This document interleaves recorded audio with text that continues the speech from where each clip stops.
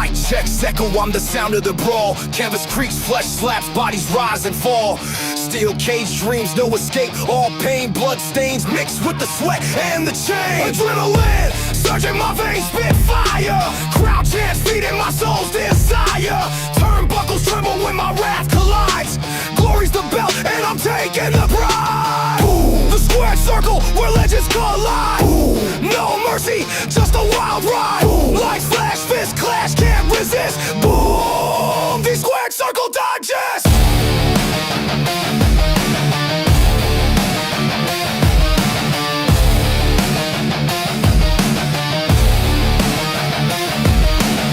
Pyros ignite, shadows dance in the glow.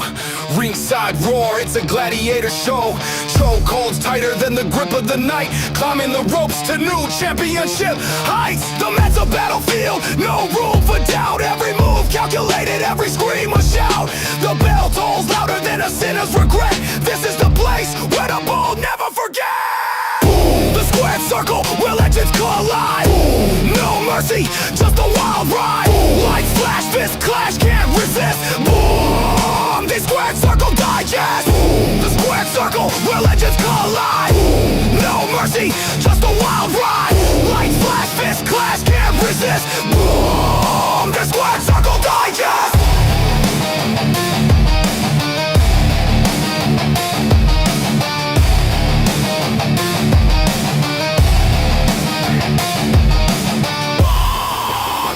Circle Digest!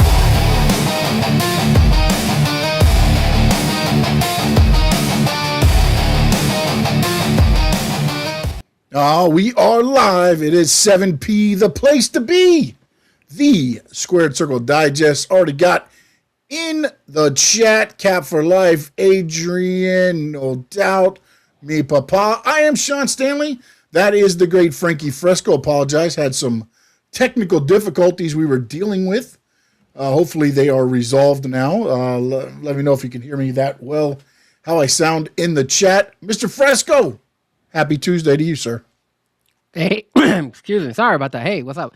Also, let me know if I sound good. I want to make sure that we both sound good because I know on my side, we were having a little bit of technical difficulties, but Sean sounded good right before we got on. And then, I don't know, you sound a little bit loud again on my end, but I lowered my headphone volume, so I'm hoping that we both sound really good. So, guys on the chat board, Adrian, no doubt, if you guys could just give us the thumbs up, let us know if we don't sound too crazy, too loud. If not, we're just going to, like I said, I lowered my end, so we're good, Sean, but I just want to make sure you guys can hear us perfectly well. That's the most important thing. It's not about what I hear, what happens on my side. It's what you guys hear, you know? That's the most important part. They all lied. They said we sound incredible. Oscar in on the chat already as well.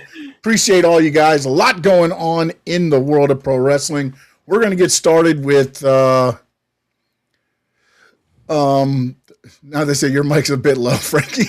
I mean, I could put it a little bit louder. Let me see. Hold on. Maybe I could put it a little bit louder. Hold on. Adrian's hearing voices in his head. This is where we get in trouble. Asking these guys for help, and now they're going to have us run in circles, and then we're going to tune into the show later to look at it, and I am loud and have an echo now. You see, I told you, like, I hear you loud. Do you guys hear me loud? Like, I raised it up a little bit on my end, on my mic. I don't know why this is happening. I'm as low as I can go, I think. I mean, until I cut me off. So, well, the thing is that I have no idea. I think it peaks when you start. Like when you want to express something really like in detail. Oh, now I'm hearing myself. Oh, I could hear myself. What's going on? No, that's me. That's me because I'm listening to us on the X, and it's weird because I sound fine to me on X. I don't know. Voices in my head. Look, is Cody a jackass? Yes. I think I hear people saying Cody's a jackass in my head. I don't know. Oh. I don't necessarily know if they're calling Cody a jackass, but let's get into it, shall we? Sounds good. Frankie Fresco. Well, let's get your opinion, sir. Where do you want to start, though? Where do you want to start? With the whole thing? With just SmackDown part of it? With the Raw part of it? Where? So you guys, thank you guys for being on the chat board. If you guys like Yes. us, please hit the like on both of our channels on Frankie Fresco and Stanley Media House. Hit the subscribe and share it if you guys could do us a huge favor. Repost it on X if you see us on there. I'm trying to repost it, so you'll see me on my phone trying to also send messages to everybody. Hey, we're on. We're on. I was at the Rainy Day podcast on Saturday for the NXT Stand and Deliver live premiere event. Yep. I gave a little bit of my 2 cents. I want to give a little bit more, but I think what the people want to hear is your opinion. The genius mind of Sean Stanley, who is always very creative when it comes to this wrestling world and wrestling topics. We want to hear, and I want to hear your side. So I think we could both talk about SmackDown if you want to combine the SmackDown and we're talking about the promos. Let's just talk about the promos before we talk about like any other thing that we did, which was obviously the Cody promo and the CM Punk promo. So your opinion on Cody's promo and your opinion on CM Punk's promo. I think they were perfect if they go in a certain direction, which I don't know if they're going to go in that direction. And that direction is when WWE was failing, like not failing, but floundering. What did they do? They created a feud inside itself with Vince McMahon and Stone Cold Steve Austin. Right? Vince McMahon buys his competition. What did they have to do to build interest in their brand? They created the invasion angle with ECW and WCW and then threw some guys on there. I feel like, and again, I may be totally off on this, but there is no way that Triple H is telling CM Punk and Cody Rhodes to go out there and bury the head of TKO without it meaning something. And again, it could be for just the fact that this is a way for us to say, okay, it's take everything off of WWE, blame everything on TKO. It doesn't make up for a lot of the creative stuff that's going on. Not saying that. But with this direction, if that's the direction they're going, I find this very interesting. The only issue I have is they should have started this a while ago, not 3 weeks before WrestleMania. Because now you're going to end up using WrestleMania, which is normally your show as a Super Bowl, as kind of, to me, if they're going to do this angle that I would like to talk about my idea of what they should do, this would be the kickoff point. Whereas normally WrestleMania is the ending of something. This year, WrestleMania could be the beginning of something. And when I heard those promos, it just, I mean, to me, it is, they are bringing in, Ari Emanuel and everything else, and they're hitting on the low-hanging fruit, right? Pat McAfee being brought in to an angle that he doesn't need to be brought into because there's a lot of history in the angle and everything else. It's the ticket prices. And both of them pointed out, Pat McAfee, I know who you're represented by. He's represented by Ari Emanuel, who is the head of TKO. And CM Punk said, your agent, which is Ari Emanuel, they're both calling out the same guy. And it feels like they're trying to, again, I hope they go this route. Because, again, all of a sudden, you heard a name mentioned that really hasn't been mentioned a lot last night in CM Punk's promo. And shade was thrown at him a little bit, which was The Rock. A guy that went to Hollywood and was an actor, and then he kind of frames it and said, sorry, was a Hollywood actor. There's a lot of ways they could go with this, man. And I hope they stay true to it. But also the problem I have with it, if they stay true to it, there's a certain way the matches have to go at WrestleMania for this to work. Honestly, unfortunately, there's a way they have to go in order for this to work. If this is the kickoff and EA minutes, I'm sorry, I was in the middle of my ring. I saw you pop up there. What's up, my man? There you go. There's your love. Um, the thing is with and I don't so there the promos to me fit if they do it the way I think they need to do it. That's where I'll go with the promos. Okay. Um, I'll give you my side of what I feel. So when it comes to the Cody promo, I felt like Cody was kind of like defending himself, but also taking shots at a lot of people, right? He was also going ahead and saying to everybody, "Yo, I've been the working, I'm the working horse here. I've been doing all this. I'm the the wrestler for the company. I'm the one holding it down. I'm not the like I represent WWE. That's who I am. I'm the leader for WWE, and I've been doing this ever since I came back.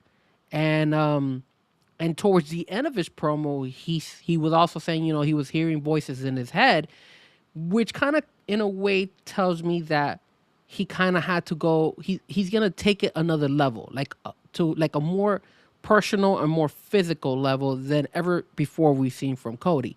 I think that was Cody's very well said promo. I think one of his best promos that he's actually said. I like that about him when he came back at the end of the show and said what he had to say. The promo of Punk, and again, like you mentioned, they both were taking shots at Ari Emanuel. There was a way how CM Punk first initially took shots at Roman Reigns.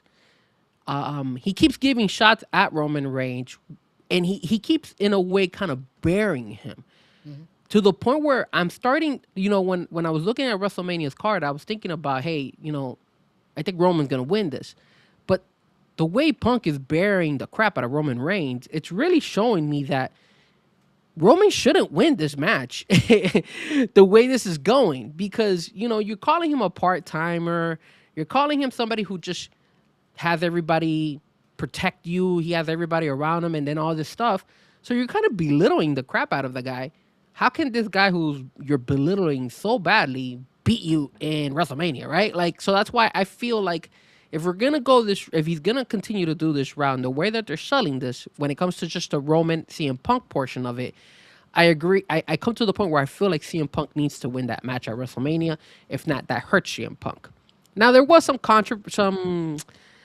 some contradictions on his end. He did mention about Paul Heyman and all that stuff, saying that he has the wise man and all that stuff. But I mean, he worked with Paul Heyman. Come on, like that was a little bit of a like you're kind of like hurting yourself because you've worked with Paul Heyman too. So that was kind of dumb. But I think also the thing about CM Punk where he stands out is when he gives the raw emotion right there, right? He starts giving out, he goes off script. That's when I think we get the best out of CM Punk. And I think we got some of that yesterday. And rumors is that they told him, hey, look, these are your bullet points. Say what you got to say. And then, you take it. And now when you say the whole thing about The Rock, when you start saying about McAfee, right? When he starts pointing out his agent, Ari Emanuel, when he starts talking about the ticket sales, kind of like Cody, again, it's bringing me up to what I think somebody did really well. Somebody said it on the chat board, which was, I think it was Eric, went ahead and said, Team Hunter, which is WWE versus Team Rock, TKO. And for some, Team Rock. and for me, I feel like that's something that could kind of work, but I don't know if it's going to be Team Hunter, because Triple H seems like he's out of it. He's staying out of it. He's part of creative, but he seems like he's backing out. Like, I don't see him going and saying all. But I agree with you. When you go and you say, hey, look, he has to be giving the okay for them to say this stuff, because if not, they wouldn't be saying it. So I do feel, and I agree, I feel like there will be something to that extent. And if they play their cards right, we're going to get that, which would be the similar kind of role that we had when it was a rebellious Stone Cold versus Vince McMahon, because that's what you're getting from CM Punk. And you could actually carry this very, very well, because remember, Punk said, "Hey, I left. I didn't need this. I didn't need to do all this stuff." And then now he's back. So he's always been that rebel. Like I'm like, I don't need this crap. So that's why I think it could work. Now, are they gonna go this route? That's the question. I don't know if they're doing this for sales when it comes to ticket sales. They're just trying to like sell it to us just to begin, because I agree with you 100%. They should have done this a long time ago if this was the route that they wanted to go. Maybe they just started doing it because they finally said, you know what? Viewership is down. People are criticizing us.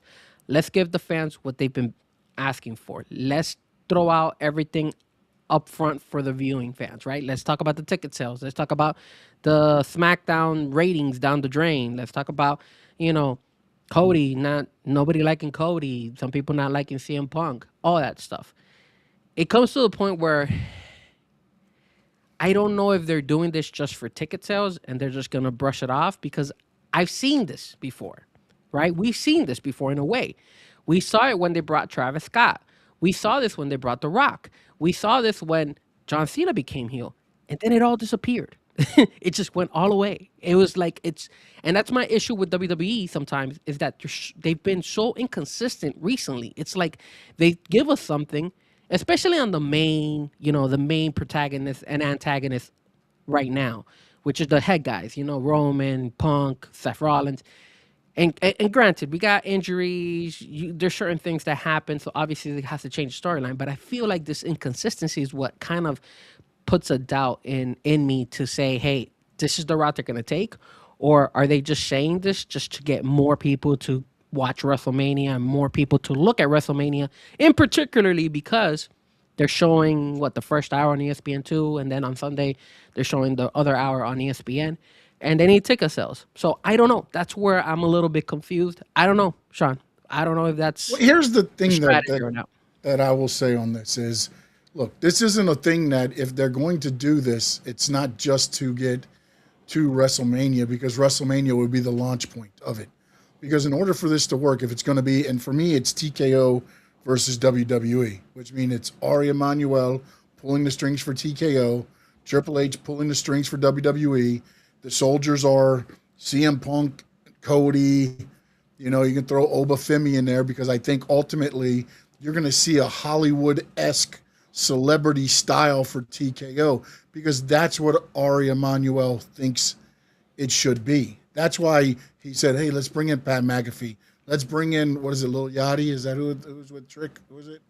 Lil Yachty. It's Jelly Roll. It's all these celebrities to bring this mainstream to, this product. And that's the way he sees it, which is why I think The Rock was thrown out there, because I think what you might end up seeing is The Rock being more of, and also I think Paul Heyman goes that way too with the Vision, with Logan Paul and those guys. Again, celebrity-esque, because they're going to need guys lined up to work, and you're going to need those guys. So I could see Heyman joining over there to become kind of the voice of Ari Emanuel pulling the strings. And then you'll have the Seth, the CM Punk, as people go, Oba, and things like that, as they go defending WWE. And again, what this is going to do is have fans kind of, especially WWE fans, choose, do you want this style, which is what we're currently getting, or do you want the WWE style? Because I think at WrestleMania,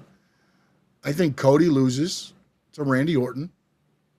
And I think on Sunday night, and again, if I was WWE TKO,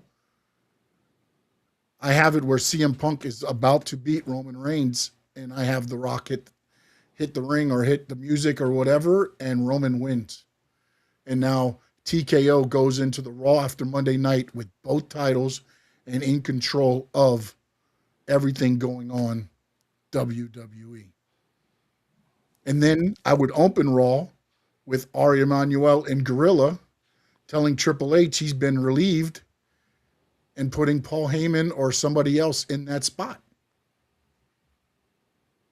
and have them run it that way. And then Triple H will have to, you'll have your guys being held down for a couple weeks until they can do a play to where ultimately, Triple H challenges back for some kind of, play back into being in charge. And ultimately, I think it ends up, again, you can play it out for a while. We're only 4 months from SummerSlam and 6 months, 7 months from Survivor Series, depending on when they do that this year. So you could end up playing it up to where you could stretch it out for the 7 months to get to, doing, if you want to call it team, WWE versus Team TKO in Survivor Series and for power of the whole thing.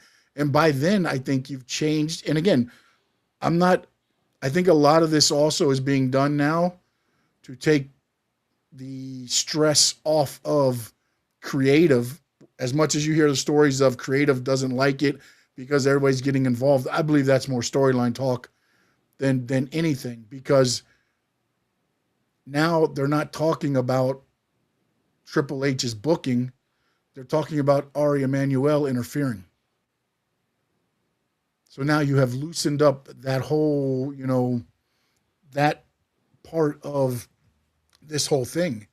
And I think ultimately, if you play it right and you do these things right, then, then they can play out and you could have your own battle within the company, and you can make it on Raw and on SmackDown because of the way it intermingles. And you could have guys on both shows, almost like what the NWO did on when they had Thunder and they had Raw or Nitro and everything else. They showed up wherever they wanted to show up, and you could do that for a little bit to get it going. Again, this is just the way this is going, because you can't just throw out Ari Emanuel's name and then it just disappear and it mean nothing. Especially with the way, and again, maybe this is Ari Emanuel, sticking his nose in creative because of whatever, but then use it, make it something that will get the fans back into this stuff. And heaven forbid, if I saw an article today and it wasn't by anybody that I know, but they're talking about over the summer, supposedly WWE may look into lowering ticket pricing. Again, but this could all be part of this whole thing, if CM Punk and Cody Rhodes beat Roman and whatever at this pay-per-view, just do stupid stuff. TKO will lower the prices on WWE tickets. And then Cody and CM Punk wins, ticket prices go down, everybody's all the happier. And you just keep going with it. Again, because you're not going to create nothing new. Everything's been done before, pretty much, in wrestling. You just got to figure out the way it relates to what's going on in today's environment, in today's society. And again, I think everybody's like, Pat McAfee originally didn't want to do it, but then they talked him into doing it. I think a lot of these guys' issues is they respect a lot of these guys. And I don't think Pat McAfee's that type of guy that would do what he's doing now. I think he needed to get the okay. And then when he got the okay, that's when, I think they started this rolling out a couple months ago. When he did that Q&A and he said, I've lost my, and he brought it up in the thing.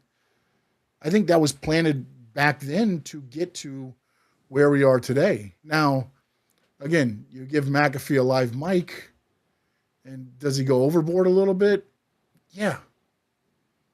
Yeah, because he thinks, he goes all Pat McAfee on you right there. You know what I'm saying? So, but ultimately, I think, when they do this, because again, and I read another article today, and actually, let me get this one real quick because this was hilarious. This was from MSN.com. Mm-hmm. And actually Wrestling Inc. too. They did there. And again, I'm not I'm just telling you what it says. Report points out potential ties between Pat McAfee, Netflix, and TKO's Ari Emanuel. Yeah, I heard about that. All right. So it says um, Pat McAfee right now, the media rights are coming up for it in the next 12 to 24 months. Netflix has become the favorite to land McAfee's popular podcast, The Pat McAfee Show. And then it says, why does this? Because Ari Emanuel is his agent. Ari Emanuel will be working out the deal for Pat McAfee Show and Netflix.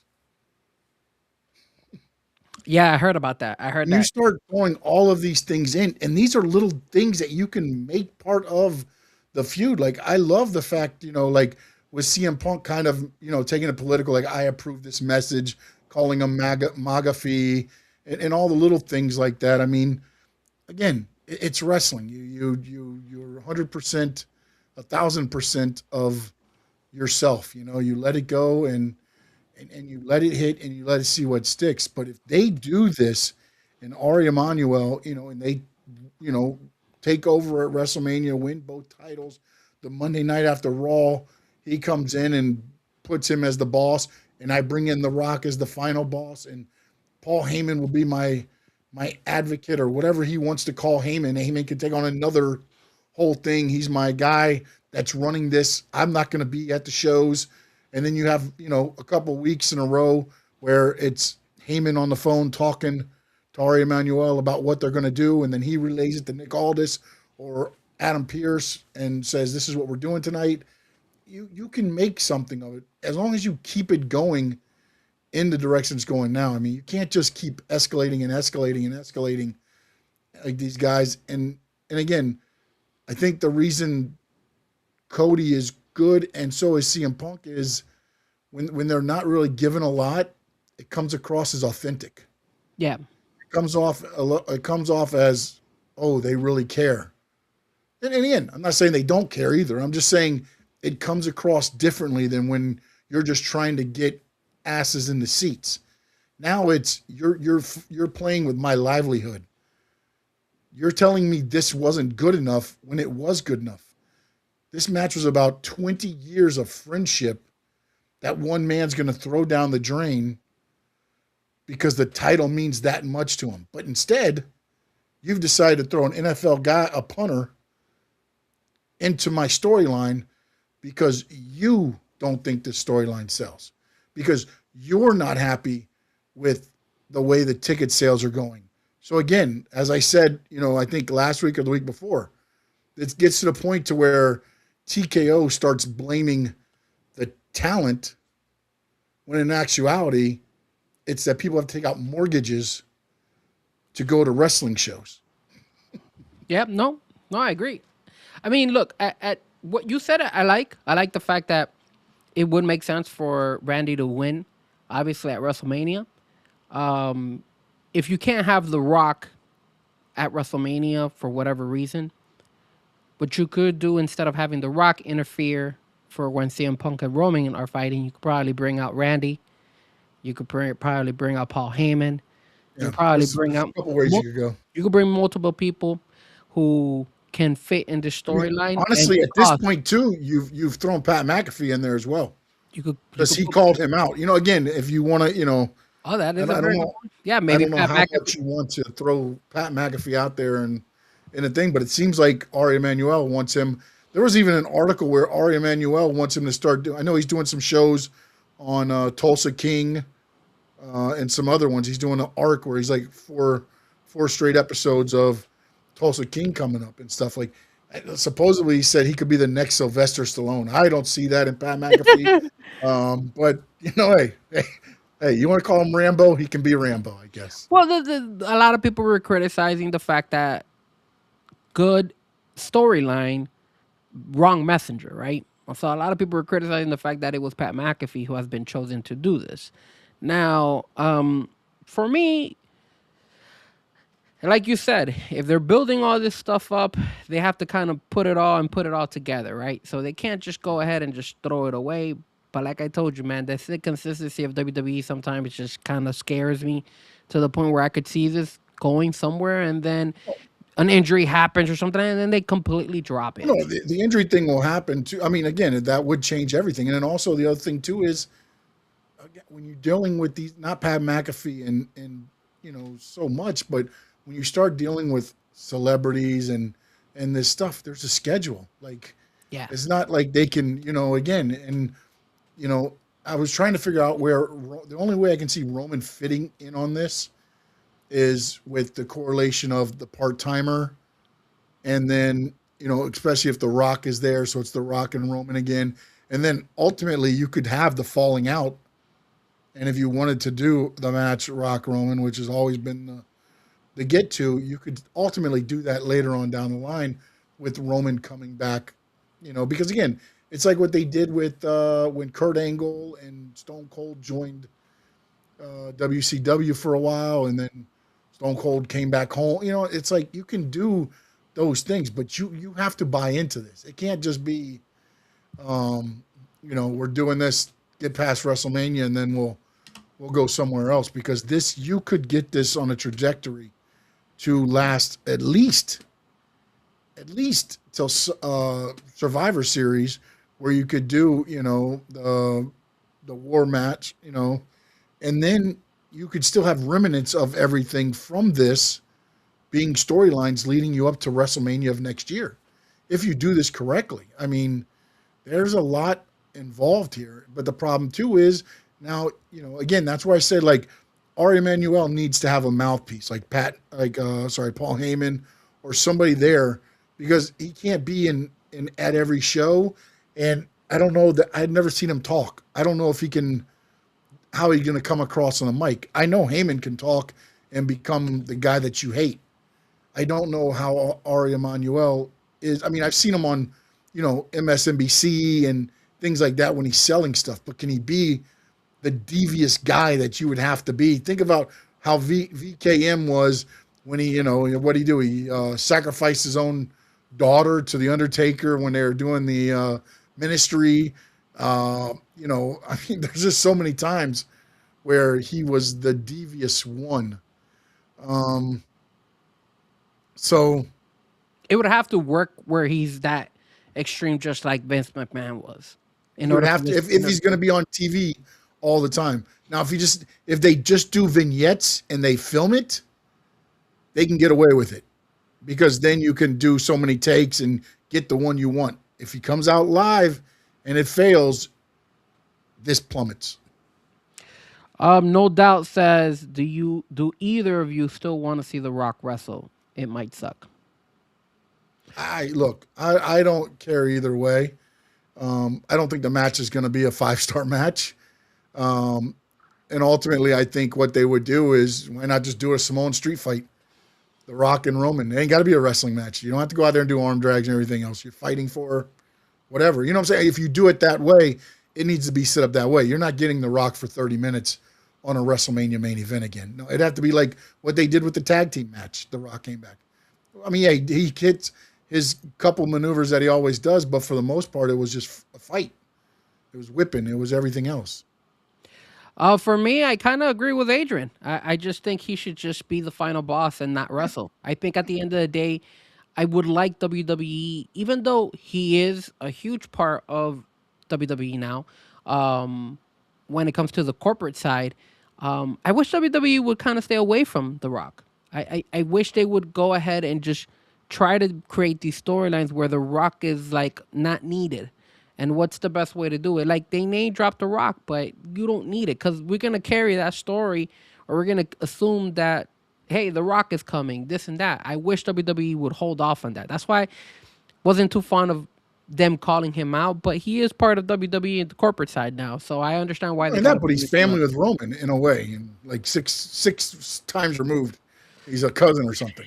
Yeah, but again, So I mean, it's like, that's do why I we get really that need it it? kind of made sense, because he was talking about it as a Hollywood star, and Roman's trying to be in Hollywood now, and so I mean, I can understand things like that. I'm just saying, it's if you're going to mention him and you're going to have things happen, and for this to work, to me, for that TKO side, they've got to have star power.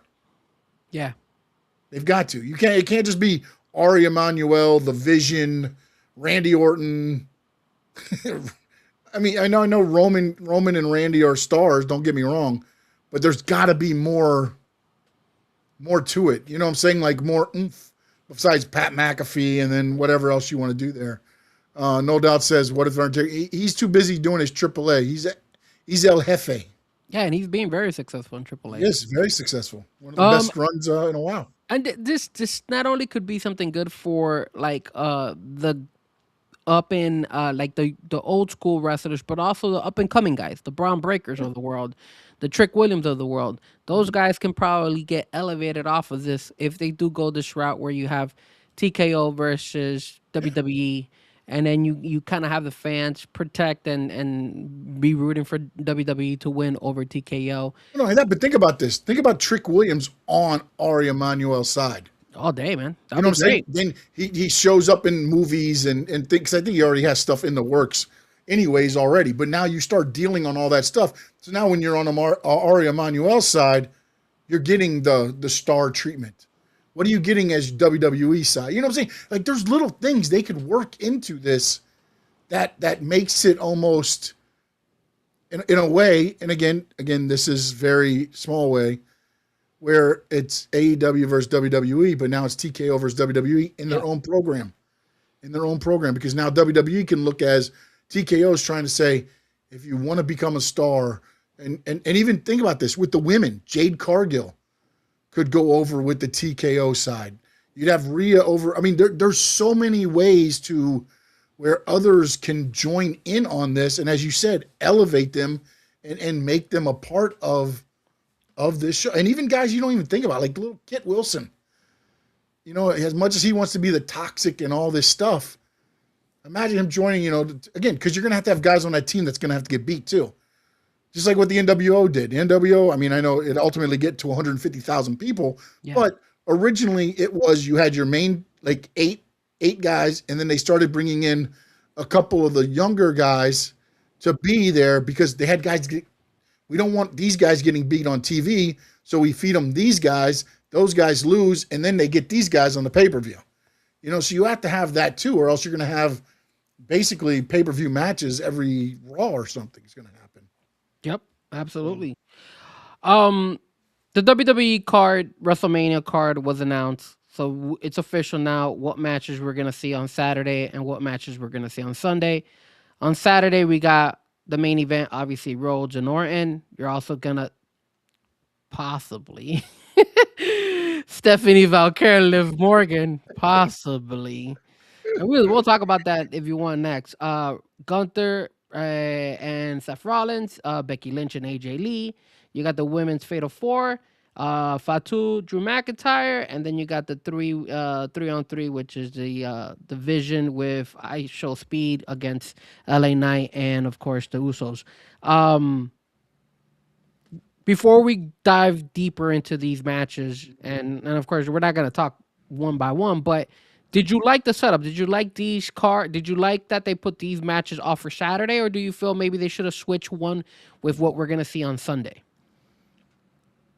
No, I mean, I'll go with what the way they had set up. I mean, you had AJ Lee, you've got the Intercontinental title, you got you got Cody. Yeah, I think that's a good little setup there as far as that goes. I'd like to see if they kind of work what they do on Saturday plays into what they do Sunday, and maybe that's why some of this card was set up that way. That'd be the only thing there. And real quick, Eric said The Rock doesn't need to be in another match again until his retirement match against Roman. That's 100%. That's what I mean. You'll do anything until they fight each other, and if they do, it's a fight. It's not a match. It's a fight. And then No Doubt says this is kind of what you wanted from TK 3 years ago. Yeah, we talked about TK becoming the evil guy, the devil at the time. That would have been like the chance to me. And this is, and whether this was a chance that was produced by what WWE and them wanted to do, or this fell into their laps, this is a chance for WWE and TKO to kind of right a ship in a way. Not that the ship's really going down, but for fans to, really start embracing WWE instead of just kind of getting off of it. Yeah, I mean, when it comes to quickly this card Yeah. for Saturday, I like the Yes. fact that on Monday they did a really good job pushing a lot of these cards, right? They had the Gunther Seth Rollins situation. You Yeah. saw how they incorporated now Paul Heyman and the favor, right? So that was good. And we spoke Another about this. favor. You know what happened last time there was a favor, right? Yeah, yes. So that was good. You had mentioned that you wanted him to kind of like smirk Yeah. or like show like an approval, and now you got that. So that was Yeah. kind of cool. No, that yeah. Yeah, it's good stuff. It took them a week, but Yeah. they got it. They realized, okay, let's drag it for an extra week. You had the Becky Lynch, AJ Lee. Obviously, AJ Lee, bro. I don't know why Becky didn't swing at her. Like you tell Yeah, that your daughter prefers you AJ Lee. than Becky. Like I would have swung at her. That was kind of stupid. And then she's like knocking the stool and all that. That was I thought they missed a little bit on that aspect. They should have done it. I don't think they want them touching because if you look at every other one, there's been physicality. Every other match, there's been physicality. Yeah, you're right. Every single one of them has had some type of physical altercation. Yes, you're absolutely right. Because Fatu and Drew, they've gotten. They've been having it for 2 months now. they obviously announced the ISHO Speed with the Vision, and they had that altercation yesterday where they pushed ISHO Speed into LA Knight and all that stuff. So I think they did a good job on that. And then obviously the Fatal 4-Way with the women. Obviously, there's another questionable team. Who knows if the Bella twins are going to be able to make it? Because obviously, I think it's Nikki Bella who twisted her ankle, who's probably. They got stepped on. Well, it kind of got rolled on her, didn't she? It got rolled underneath her. Yeah, I guess in a way. Yeah, I can't remember the picture. I think you sent me the pic. Where it's somebody rolled on it or somebody standing on it. I can't remember what it was. No, it was rolling on them, on her leg, on her ankle, her left ankle. It looked like. Mm-hmm. Now, before we jump into Sunday's card, Stephanie Valkyrie and Liv Morgan. What did you think about that? I loved it. I love it, man. I love it. I think there's some, Stephanie has always been, shall we say, stiff. Even when she fought Mercedes Moné in AEW that one time, I believe it was Forbidden Door. Yes. It was a stiff match. She's very stiff. She lays her stuff in. Again, I don't know if Liv thought she was going to hit her lower or if that was the whole. I just can't believe they were like, hey, we're just going to ram our heads together and we'll both end up with these big hematomas so we can have great social media content. Like, I don't know what the situation was there. And again, once it happens at that point, then it's just, okay, let's play with it. Let's go with it.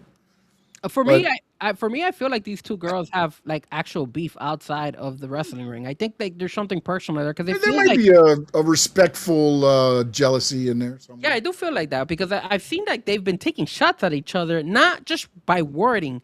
When you see them hit each other, there's been a couple of times when you're like, damn, she took a hit. Mm-hmm. And I feel like the other one has given the receipt for the other one, said, hey, look, okay, you're going to do this to me. I'm going to do that back to you. Yeah. So I feel like there's a little bit of tension. Now, I think it's Liv trying to prove that she can hang with Stephanie. Because Liv is looked at as being, the little giggle queen and WWE, whereas Stephanie is more of a stiffer worker from the Japanese style. Even Asuka to an extent, but she's really become more WWE-ish than Stephanie has. Like I don't know if they just told Stephanie don't worry about it or what, but like she does not wrestle in a WWE style. WWE style is I can work Sunday, wake up tomorrow and work Monday, wake up and work Tuesday, wake up and work Wednesday, get Thursday off, come back Friday, Saturday. That's why you watch a lot of these like botches back in the day, and they're like, look, you didn't even touch them. That's why they could do 365 days. Do you think people could do 365 days of this? Yep. Your body takes a toll, man. So, but yeah, I agree with you. There's something there, but I think it's, to me, it's just not that Liv has to prove she can hang, but I think she's trying to prove to herself and others probably there that I'm just as tough as she is. Question and shout out to Jeff from on Long Island. We see you, man. Thank you for tuning Yes, in. sir. Thank you for being on the chat board with us. What happens if they can't clear Liv? What do you think WWE is gonna do? Again, Drop the match. I have an idea. How about if they drop Liv because she doesn't clear medically, and you bring in Raquel? And when you bring in Raquel, Raquel actually beats Stephanie Valkyrie. And now you bring what we wanted a couple weeks ago, right? When Stephanie should have lost to Raquel. Now you bring in that, hey, you're the champion and you're part of the Judgment Day. I like that. I think that would create a little bit of more of a storyline than I just don't have an issue with that. dropping it or just dropping it or not, or having Stephanie go against Raquel and then Stephanie winning again. Well, that's the problem though. Is she's versed her like 3 or 4 times and she's beat her. Stephanie Like, has. yeah, that's my problem with like now all of a sudden being like, oh, so what now? Raquel's finally studied the tape and has realized how to beat her. Well, maybe you could say that. Like, that's my got thing. so- And again, maybe they do that and then have Liv or Roxanne slide out under the mask and help Raquel win, that way or something. I could that wouldn't be a bad thing. I don't want, as many times as I've watched Raquel by herself not be able to beat Stephanie. Mm-hmm. I can't see it at WrestleMania happen just because the fact of what you've already fed me of that feud.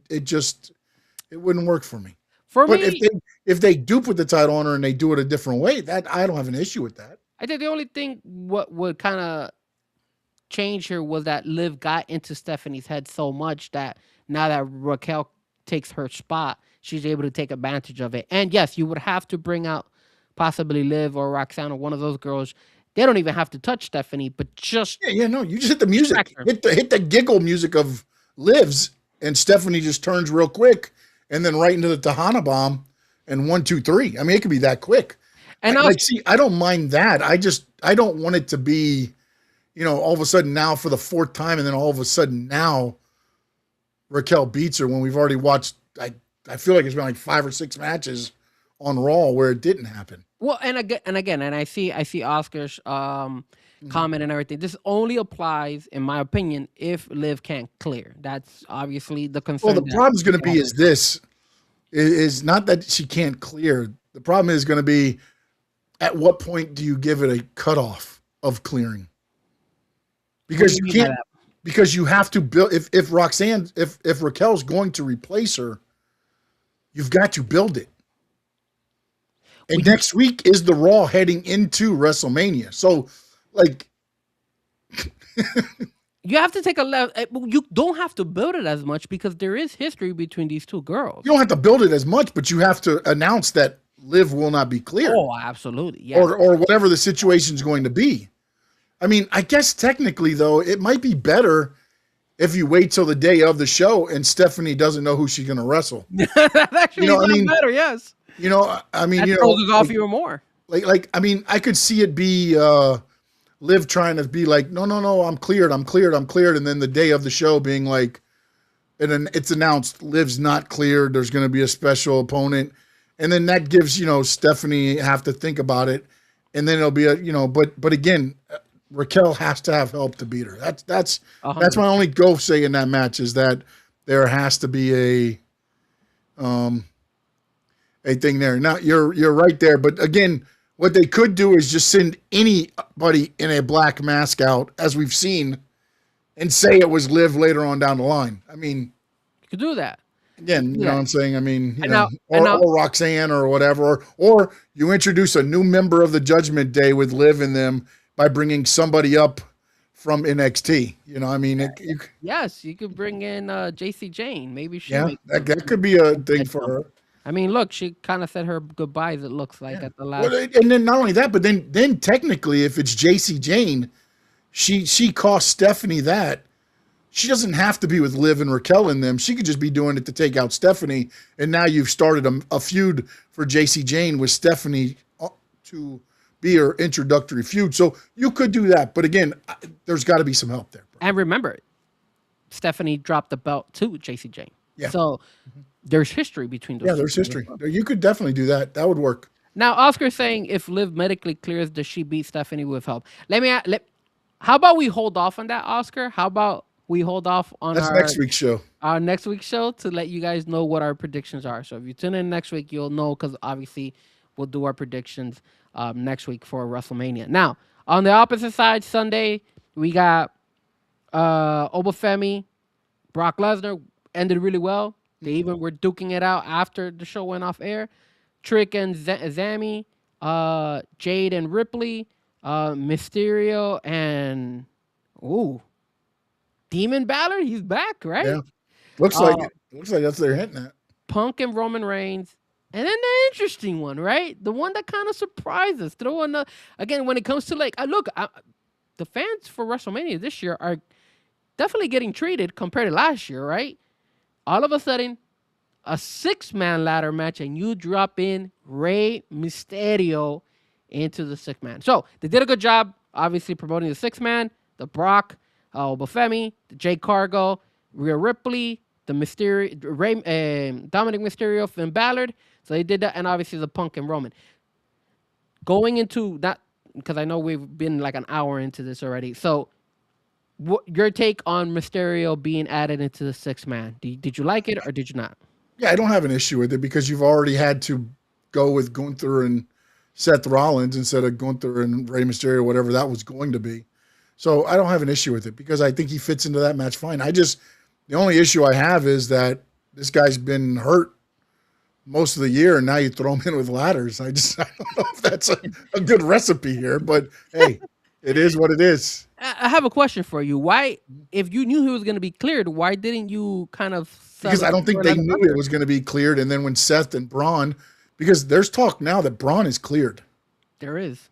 So my thinking is maybe they made the decision to say, okay, and then I think what you're going to get is Braun costing Seth the match with Gunther. Okay. You know what I'm saying? Like, so now you can do that stuff, but then what do you do with Rey Mysterio? I'll just throw him in the ladder match. All right. Like, to me, I think they should add even more guys. I think they should throw in Carmelo Hayes. Like, I think some of those guys should be able to join this ladder match. I know they're not Raw. I know they're not, there, but dude, what do you got? We're going to do an Andre Giant Memorial Battle Royal again? Jake Cargill and Rhea Ripley, man. They tortured EO this week. Yeah. What did you think? Did you like it? I like the fact that, because remember I said they need to do something to where there's not a lot of touching between Jade and Rhea. Then they aligned Michin and B-Fab with her, which I thought was a good touch because it allowed Rhea to beat up people and then Jade to kind of hit her behind. Then Rhea could get a couple licks in, but there's never been that, face-to-face between them yet. So I think they're doing a very good job. I mean, again, I guess you're going to have EO on the outside, and you're going to have B-Fab and Michin somewhere involved in this. I'm sure EO Sky will take out both of them at some point, and then it'll leave Rhea and Jade to fight for the title. A couple of weeks ago, I told you that I didn't like the fact that they made Rhea way bigger than Jade and Jade being the champion.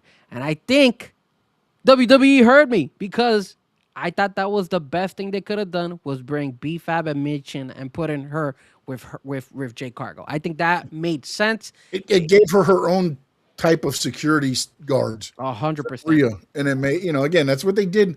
It's an old school mentality. It's what Ric Flair did with the Four Horsemen, right? I mean, I know Arn Anderson brought it up as we're the Four Horsemen because they owned all the titles and all this stuff. But really, they were there to protect Ric Flair and the heavyweight title. That's what B-Fab and Michin are. You make sure Rhea doesn't get this title. Especially since Jade Cargill has been like destroying those two girls. Might as well join her, right? Yeah. Beat them, join them. Demon Ballard, like it? Yeah. Don't like it? I was a little bit disappointed that the Dom goes and says, "Oh my God, what is it gonna be?" I mean, you've been with the guy for how long in the Judgment Day? Like, you should know what's gonna come with you. Well, supposedly after what happened with Roman, he was never going to bring Demon back to WWE. So I don't know what changed. Well, didn't he bring Demon when he had to go against Edge? He brought Demon against Edge, which was in that steel cage match where I think, wasn't it? Where he I think they busted each other open or whatnot. I think that was Demon Ballard when they did Demon that. Balor then? I think that was Demon. Correct me if I'm wrong. I'm not too sure. You may be Chat right. board. I may have Maybe you could fact forgot check about me on that one. but I might have been, but again, he hasn't used it that much, and so No, he hasn't. He has not. I just don't know how it's going to portray on a size of stage that long with him crawling all the way to the ring. It may take 4 days for him to get there. And Demon Ballard against Dom, and then you also have the whole Judgment Day. That's tough, man. That actually brings us more of like, hey, it kind of evens the odds, right? Because you don't know what to get. You don't know what we're gonna get from Demon Ballard. So it might be a chance for maybe Demon Ballard to actually win. Yeah, but technically you may have two of the Judgment Day sidelined with Roxanne and Liv. And I did find it funny how Liv was talking to Roxanne about, I know he brought you in, Yeah. but you know what I'm saying? Like I was like, I wonder if that was like a Roxanne turning. look at there. Yeah, and then all of a because sudden, think about this: Finn Balor and Roxanne versus Liv and Dom. That'd be a hell of a match, man. That'd be a hell or JD and Liv, or however you want to do it. You know, ultimately, you know. But yeah, man. I mean, I could see those matches unfolding. well, keep in mind, very it could probably be the same thing that happened, kind of like a rotating door, right? All of a sudden, you had Damian Priest and Rhea Ripley leave. Now you have Finn Balor and Roxanne leave. Well, now they're all of the original members are gone. Yes, Finn was the last one that was brought in yes, with Edge. correct. Last one, of course, Femi and Lesnar. You like the way it ended? Yeah, I disagreed with how much physicality they've had, but look, man, they're two big guys. I felt like what happened this week should have ended the Raw leading into WrestleMania. It's gonna be hard for them to try to.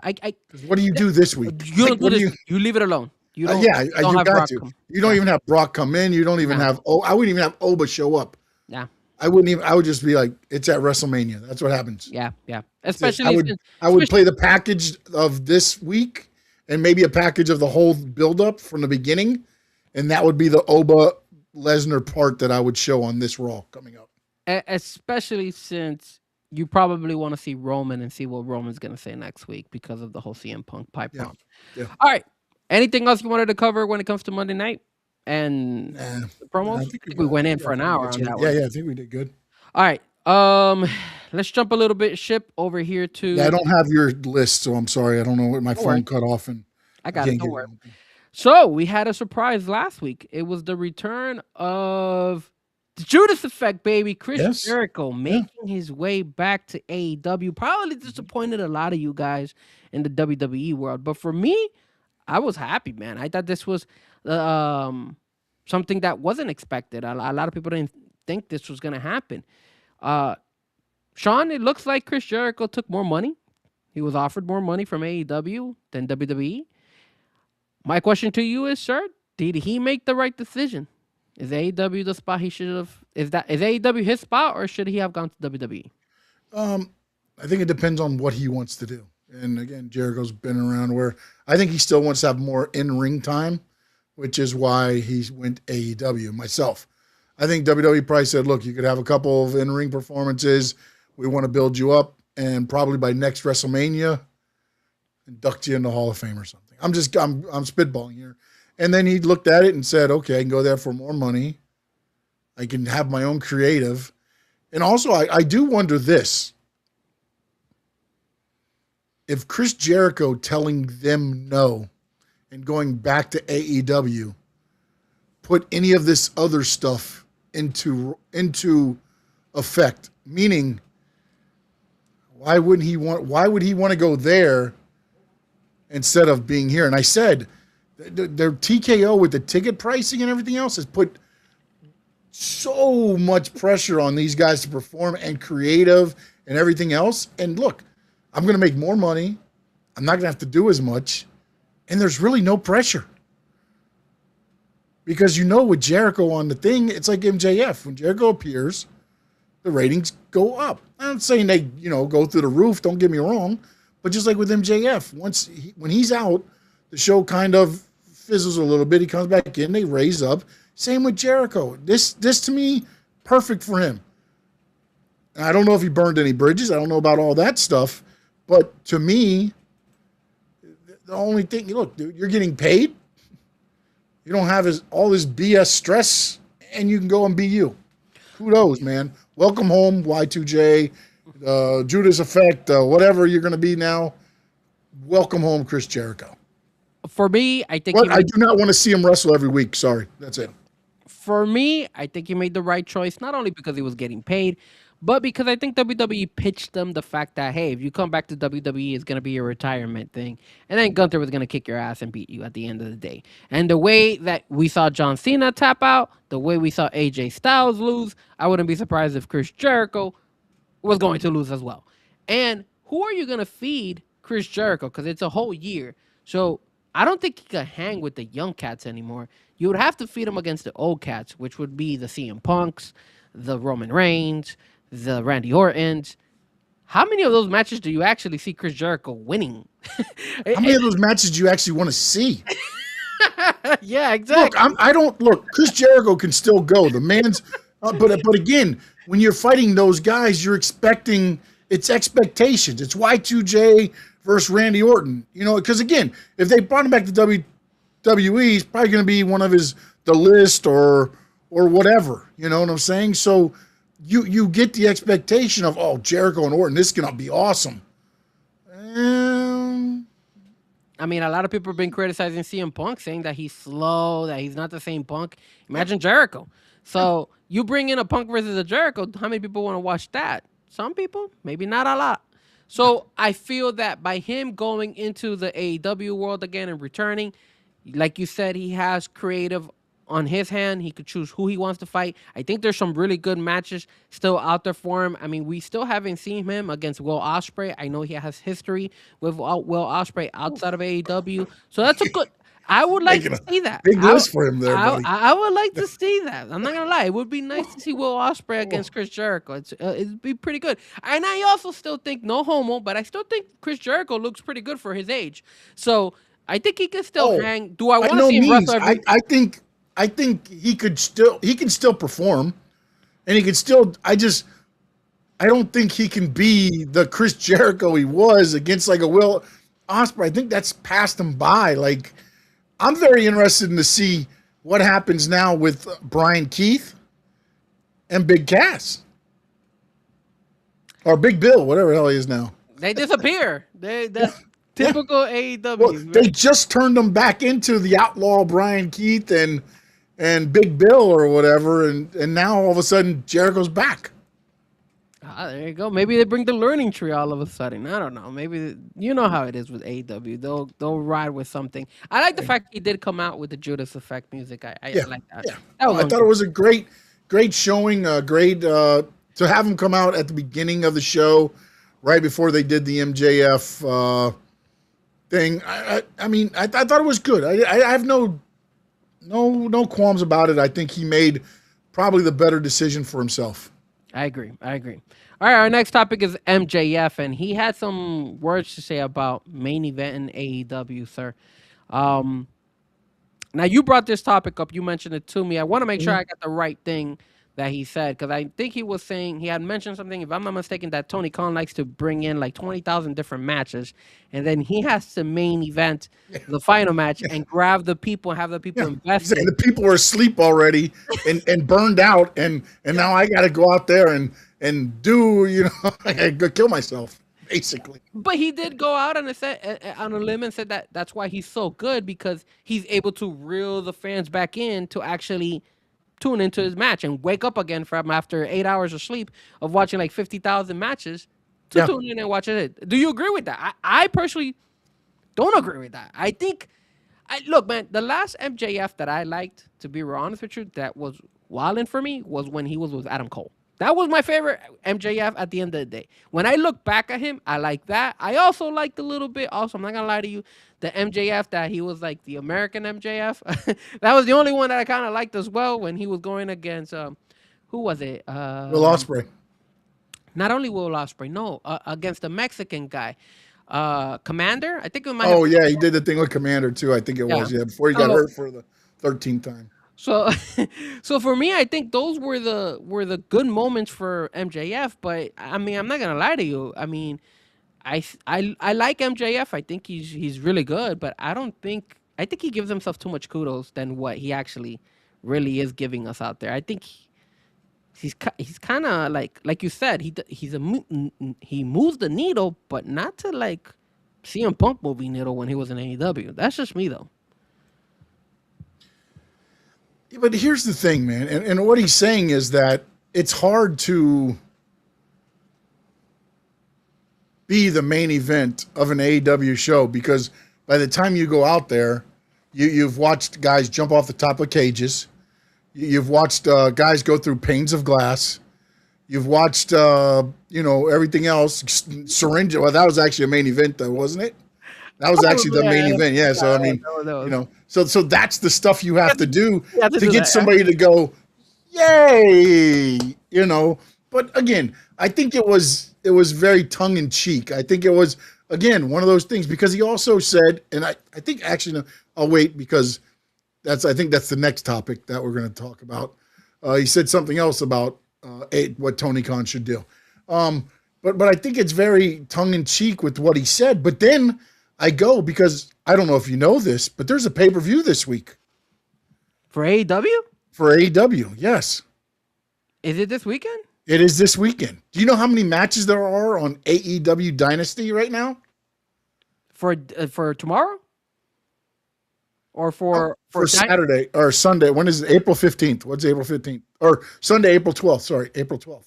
Okay, so the pay-per-view is called Dynasty. Yes. I'm sorry, I'm confused it with Dynamite. I don't know why. Mm-hmm. All right, I'm going to throw a limb, 10 matches. So far, there are 5 matches, and 1 match is a pre-show. There's 6 announced matches so far. Wow. I'm pretty sure he'll probably add another 4. Oh, there's going to be at least 12 added tomorrow. Probably add like 4 or something like that. Yeah, they're going to be because I don't even think. Let me see here. So here's the matches so far. Yeah, tell me. You've got MJF versus Kenny Omega for the title. Okay, yeah, of course. The women's title is Thekla versus Jamie Hayter. The tag team titles are FTR versus Copeland and Cage. Okay. The Continental Championship is Moxley versus Ospreay. Darby Allin versus Andrade. If Darby wins, he gets the next shot at MJF if MJF is still a champion. And then the pre-show is Alex Windsor versus Marina Shafir. There was talk that Okada and Knight might be a match that gets added for Okada's title. Well, they're definitely not going to have Kyle Fletcher because he got hurt. And Kyle Fletcher's out, and so is somebody else. Oh, the guy from Private Party, Quan from Private Party's out too. No, but there was a girl that also got hurt. Oh, no, okay. I think there was a girl that got hurt. A female wrestler got hurt, if I'm not mistaken, too. Okay. That she's going to be out for a while. I mean, don't add that many more, man. Just add maybe more. I think look, if you do that is a hell of a card, and give them time. Give all of those matches time and let it go, man. I don't think you need to keep adding all these things. As no doubt said, the Masters in Bristol this weekend as well. So if he actually does that, where he only allows 7 or 8 matches tops, then he actually is listening to MJF. He's taking his advice. And I think he's listening to some of the fans because I think, look, man, I love AEW delivers on every pay-per-view. But when you go on Sunday at 8 o'clock, I'm not watching until 1 o'clock in the morning, man. Like, oh, no, bro, I got stuff to do on Monday. Not only Saturday is a different story, but still, I don't want to watch wrestling until, 1, and then you do the whole thing. If you do stay up and watch the after show, now you're up till 2 in the morning on a Saturday. You lose your Sunday because you end up sleeping in. That and not only that, man, you're burned out after after 10 matches, and then you want to see the main event. Yeah, because now they started 6. They do a 2-hour, 0 hour. Last time they did it, at least for the last one they did. And there was like 4 matches on that because they brought in the Boom. But the Boom is good though. It feels like too much wrestling, and we've spoken about this multiple times. I don't want to sound repetitive. But yeah, you're right. It needs to be shortened down. If they're able to shorten down, then I think he's moving in the right direction, Yeah, right? You I want that agree. to happen.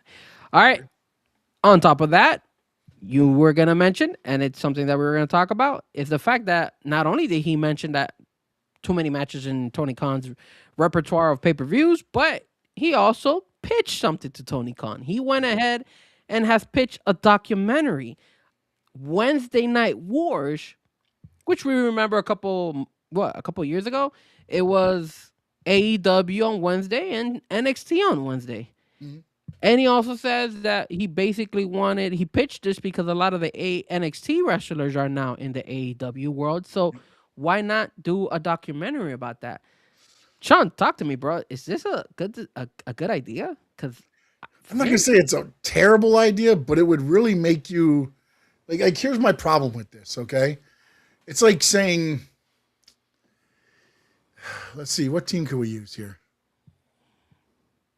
well, Adam Cole. No, but I'm saying, okay, so say we're the Dolphins, right? Oh, okay. You want to use somebody else? Like, The Dolphins, and we go down to high school, and we play and we beat this team, and we document it. Are you really getting anything out of it? no. I just don't think there's anything there to get out of. It looks like, okay, great, you beat their developmental team. Yeah. You know, and again, I've always pitched NXT could be a third brand. WWE's never saw it that way under VKM. They don't see it that way under TKO. It's obvious, and it's an accomplishment for AEW. I get that, but at the same time, it just looks to me like, hey, we're not beating Raw or SmackDown, but we beat NXT. Here's our documentary. It's not like you're doing the Monday Night Wars where you're beating competition, uno to uno. And by the way, buddy, you had John Moxley, you had Chris Jericho, you had a lot of Cody Rhodes, you had at that time, I believe, and you still had all these other guys. Like I hope you would beat what WWE called developmental. I get it.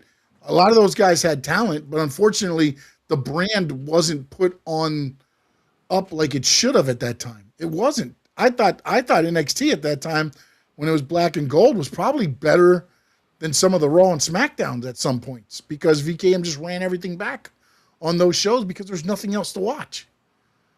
Whereas with NXT, you got to see guys progress. Whereas at Raw and SmackDown, if you weren't in the main events, you weren't progressing. You just kind of stayed flat and stayed stale, which is why a lot of them left.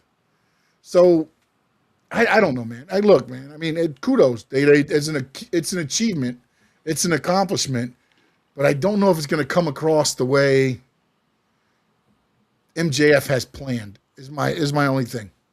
For me, the documentary could work, but you can't sell it as like AEW 1.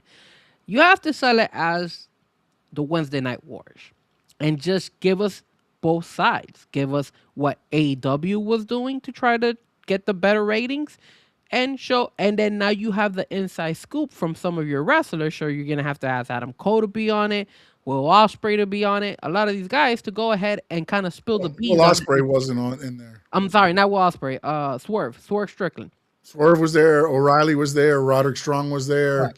So you could ask these guys to kind of spill the beans on what was NXT thinking at that time. What was NXT? Were they really trying to be AEW? What was the kind of like what WWE likes to do with Unreal? You kind of will be bringing that with this documentary on the AEW side. If you sell it like that to us, I'm intrigued to watch it. Are you going to gain more fans from it? Absolutely not. This is just a documentary. That's all you're going to get. You're not going to get more fans. You're not going to get some WWE fans jumping into AEW. All you're going to get, if it's properly presented, is a couple people talk about it. That's all. Yeah.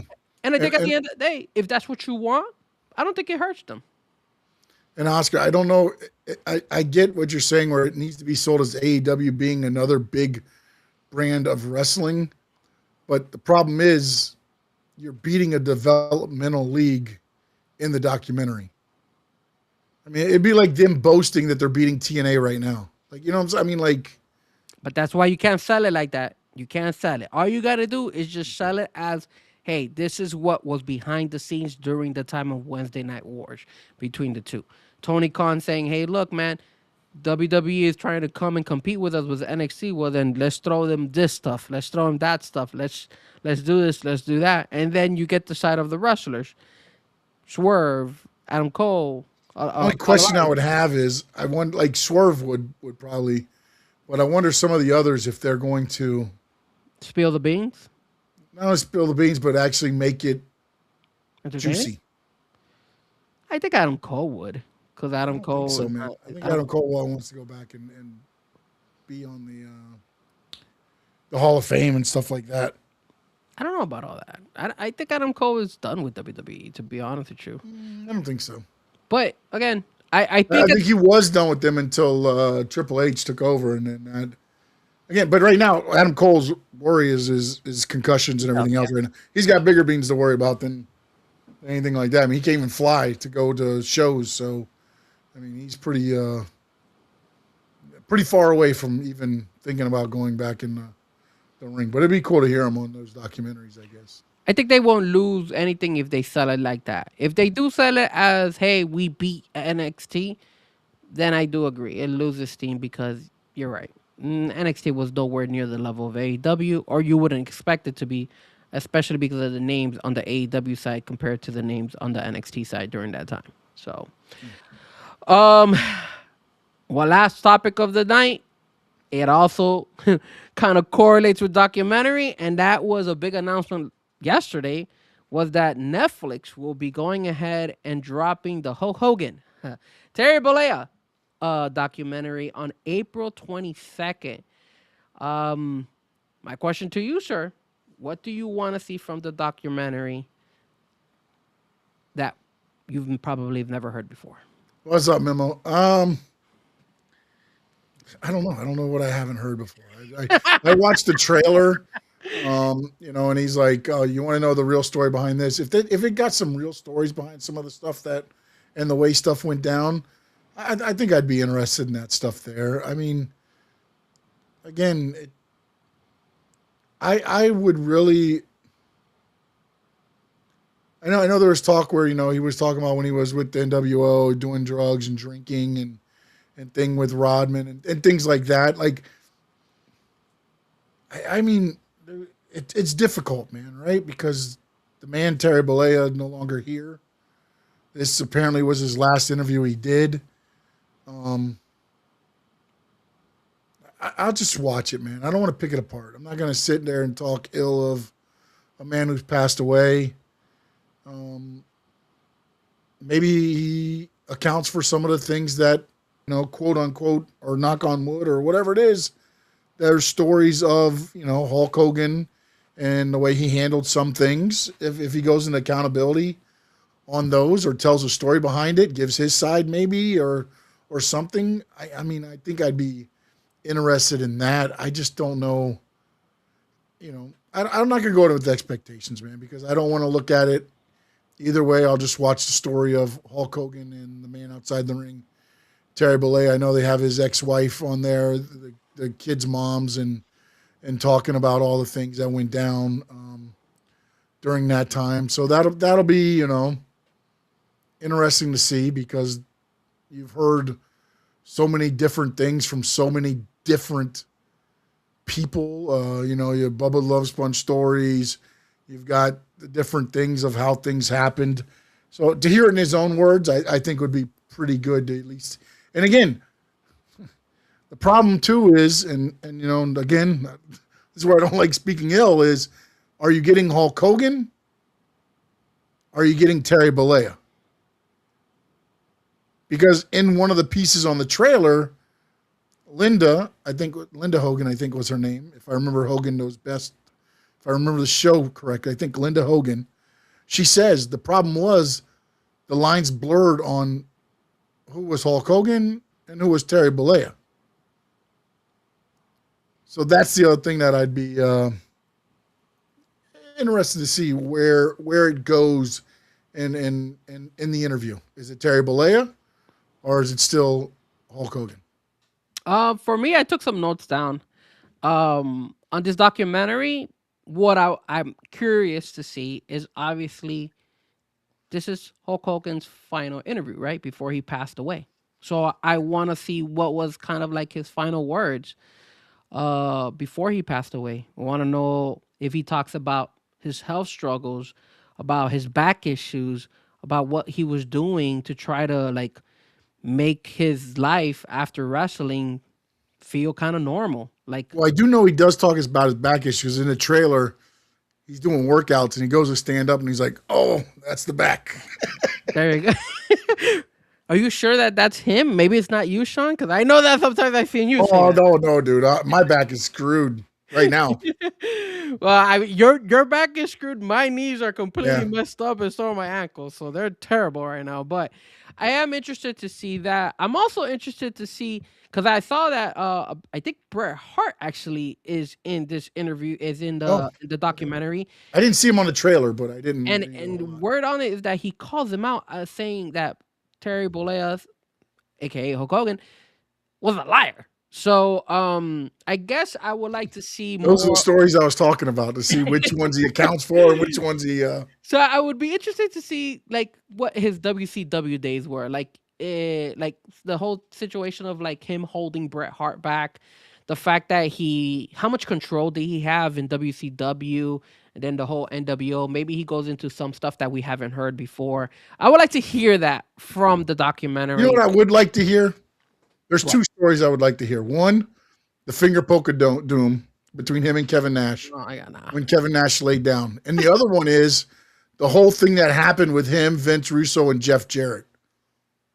Which one was that one? I don't recall that one. Because I've heard it from Jarrett's side, I've heard it from Russo's side, I believe I heard it from Bischoff's side. The match was set up for Hogan to come back.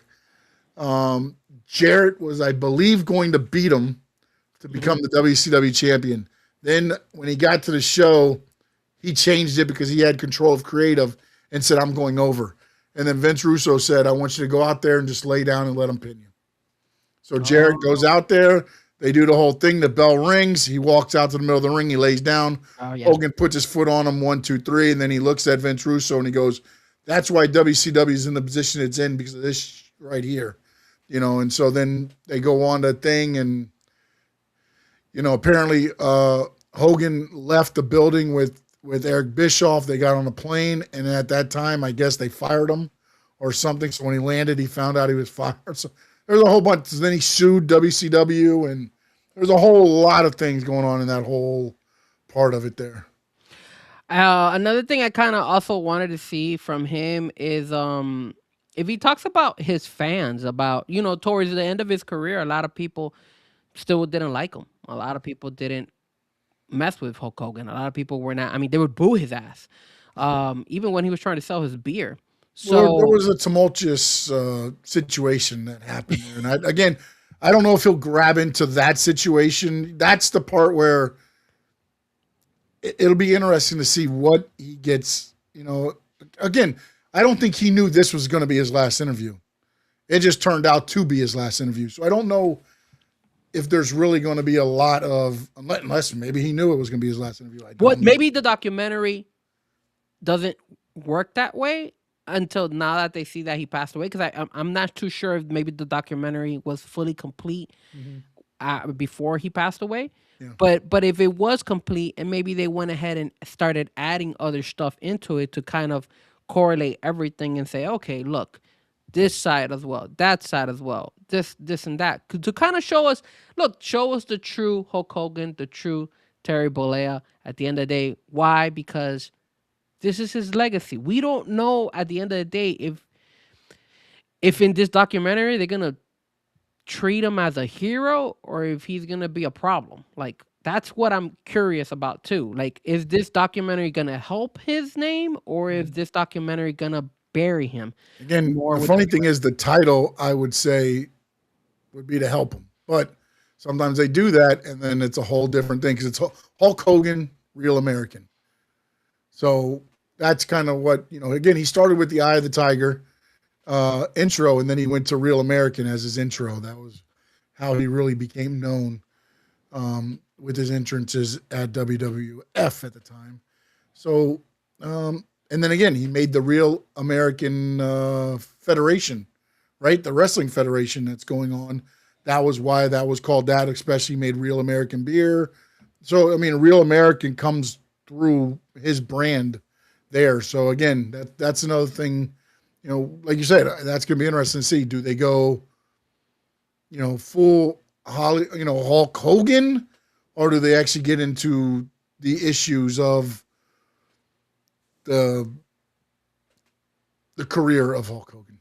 Yeah, because remember, I think there was the other documentary. I think it was the Vince McMahon documentary where towards the end they started talking about his issues legally and how he had to sell the WWE and all that stuff. I believe that was a Netflix documentary as well. Yeah. Well, they're going the other way, but then all the news hit and Vince had to sell, and that's when they had to boop, and they took a U-turn. Yeah. Yeah, and then they asked him for comments, and then he literally said, "Yo, I don't want to be involved with this anymore." So, so that's why I'm curious to see if that is something that might apply into this documentary, because obviously they could have had the documentary done, and then nobody expected Hulk Hogan to pass away, and then now all of a sudden they're like, okay, well now we got to implement that, because this is gonna be, I think this is gonna be a big hit. I think a lot of people are gonna tune in. A lot of people who like Hulk Hogan and people who don't like Hulk Hogan are gonna. Oh no, you're gonna tune in. Anybody that knows wrestling or knows Hulk Hogan, the name, will tune in just because. Exactly what we just talked about. We don't know whether it's going to be vilifying them or it's going to make them the hero. And that's what's going to make everybody tune in. If it was you, if Sean Stanley was paid millions and billions of dollars, because I know Sean Stanley would never do a documentary of Hulk Hogan, of Terry Bollea. But if they gave you all this and they gave you the power, would you paint him as a hero, or would you paint him as a villain towards the end of overall in the documentary, in your opinion? I don't know if I'd paint him as a hero or a villain. I would try to honestly I would go step by step. Again, what he did, he came into WWF at the time, and him and Vince McMahon and MTV, Cyndi Lauper and all them, made it mainstream. They made it what it is today. Now, there's been other people that have come along to help it, don't get me wrong, but we're not in that position without Hulk Hogan and Vince McMahon. There's a lot of stories. Like, for me, I would go through every story starting at the beginning. 1984. Did you know the Iron Sheik was paid money to break your legs? I remember reading. I heard about that. I would want to know, were you aware that this could happen? What was the relationship? I would go into, and you would ask the whole thing with Bret Hart. I mean, again, for all the good he did, there was issues. The whole story with the Undertaker. Would you want you hurt my neck, bro? And he didn't even drop him on his head, but he went and told Vince that guy's dangerous and I won't work with him. So those stories, why? I would try to get the question of why did you? Because again, it's a political business in the back. You know what I'm saying? Not Democrat, Republican type, but you're politicking for yourself, especially back then. Back then it was the wild, wild west. I mean, you could have a guy's career in your hand. And he had that ability. And then when you hear stories, the WCW with Bret Hart and the things like that, I would want to get, as answers as possible from him. Will he answer it? I don't know. But again, I'm not trying to vilify him. I would like to get his side of the story.